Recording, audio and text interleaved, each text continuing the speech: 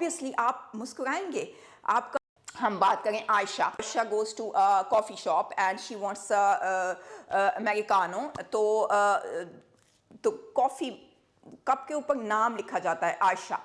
تو سپوز آپ کافی میں چلے گئے اور آپ نے کافی کی ریکویسٹ کر دی, اور at the end of the day the person ask you Aisha's coffee or Americano is ready and Aisha have a lovely day. تو آپ کو کیا لگے گا جب آپ کے ساتھ کوئی اس طرح سے بات کرے؟ obviously آپ مسکرائیں گے.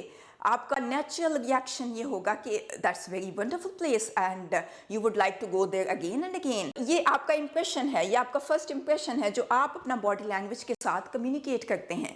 اور یہ بولنے سے پہلے آپ کی باڈی لینگویج آپ کے بارے میں بہت کچھ بتا رہی ہوتی ہے. تو یہاں پہ اس وارمتھ اور انرجی کو ہم نے بہت امپورٹنس دینی ہے. It's again connected to that and we have to show that in our daily life. Wherever we go, whatever we say, we have to show that natural energy and warmth through our body language.